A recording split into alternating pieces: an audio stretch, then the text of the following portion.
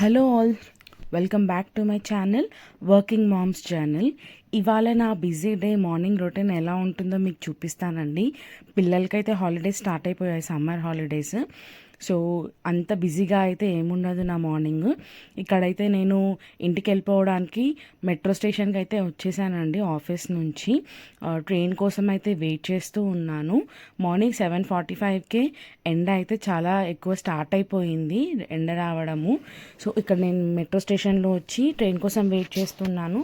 Train రావడానికి ఒక 5 minutes time అయితే చూపించింది, బట్ అంతకన్నా ముందే ట్రైన్ అయితే వచ్చేసిందండి. సో ట్రైన్ రాగానే ఇంకా ఎక్కి కూర్చొని వెళ్ళిపోవడమే.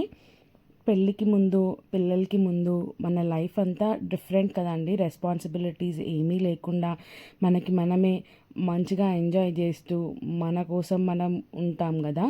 బట్ వన్స్ పిల్లలు వచ్చాక ఇట్ ఈస్ టోటలీ డిఫరెంట్. మనకైతే రెస్పాన్సిబిలిటీస్ చాలా యాడ్ అయిపోతాయి. మనల్ని మనం ప్రయారిటైజ్ చేసుకోవడం కంటే వాళ్ళకి ఎక్కువ ప్రయారిటీ ఇస్తాము. ఇక్కడైతే నేను హడావిడిగా ఇంత తొందరగా ఎందుకు స్టార్ట్ అయిపోయానంటే మా బాబు లేచే కంటే ముందు నేను వెళ్ళిపోవడం కోసం అనమాట, ఇంటికి రీచ్ అవ్వడం కోసం. సో ఇక్కడ ఇంటికైతే నేను వచ్చేసాను. బ్రేక్ఫాస్ట్ ఏం చేసుకోవాలని ఆలోచిస్తున్నప్పుడు సమ్మర్ కాబట్టి కొంచెం బాడీ కూల్ ఉండాలంటే రాగి జావా మంచిది అని చెప్పి రాగి జావా ప్రిపేర్ చేసుకుందాం అనుకున్నాను. సో ఫస్ట్ అయితే ఒక 3 tablespoons అంతే రాగి పిండి తీసుకొని నార్మల్ వాటర్లో ఉండలు లేకుండా కలిపేసి పెట్టేసుకున్నా అండి. ఇక్కడ ఇంకొక బౌల్లో వాటర్ తీసుకొని ఒక 1/2 tablespoon సాల్ట్ వేసుకొని వాటర్ బాగా మరిగించుకుంటున్నాను. వాటర్ మరిగిన తర్వాత ఇందాక మిక్స్ చేసుకున్న రాగి పిండి మిక్చర్ ఉంది కదా, అదైతే ఇందులో పోసేసుకొని కలుపుకుంటున్నాను అనమాట.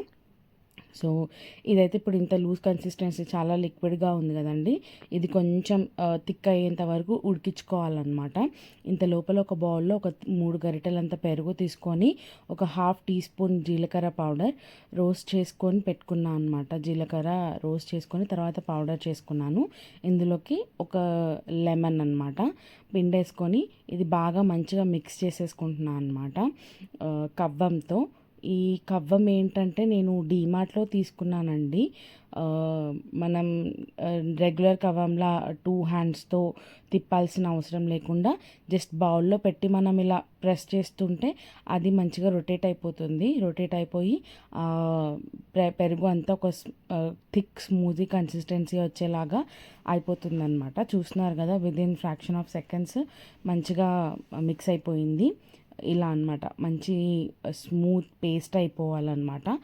ఇలా చేసి పక్కన పెట్టేసుకున్నాను. ఈలోపు రాగి జావ అయితే ఉడికిపోయిందండి. ఇది పూర్తిగా చల్లారి పెట్టుకోవాలి. సో నాకు కొంచెం తొందరగా అవ్వాలని రైస్ కుక్కర్లో కొన్ని వాటర్ తీసుకొని అందులో ఈ బౌల్ పెట్టేశాను, తొందరగా చల్లారుతుందని. ఈ చల్లారిపోయిన తర్వాత పెరుగు మిక్చర్ అయితే వేసి కలిపేసుకున్నానండి. సో ఇదైతే సమ్మర్లో చాలా మంచిదండి, పెద్దలకు కానీ పిల్లలకు కానీ చాలా అంటే చాలా మంచిది, బాడీకి చాలా చలువ. ఈ సమ్మర్ అయితే చాలా ఎక్కువ టెంపరేచర్స్ ఉన్నాయి కదండి. మార్నింగ్ ఒకసారి, ఈవినింగ్ ఒకసారి తీసుకున్నా ఇది వంటికి చాలా మంచిదే. చిన్నపిల్లలకు కూడా పెట్టొచ్చు. మా బాబు అయితే ఇది సరిగ్గా తాగడు, పెరుగు అంటే వాడికి అంత నచ్చదు. సో ఇక్కడైతే నేను గ్లాస్లోకి తీసుకొని తాగేస్తున్నాను. మా బాబుకైతే అటుకులు ఇంకా పాలు కల్పించేసాను అనమాట. Thank you so much for watching this video అండి. మీరు కూడా ఈ రాగి జావా ట్రై చేసి మీకు ఎలా వచ్చిందో నాతో కామెంట్ సెక్షన్లో షేర్ చేసుకోండి. Thank you so much for watching. Like, share, comment and subscribe.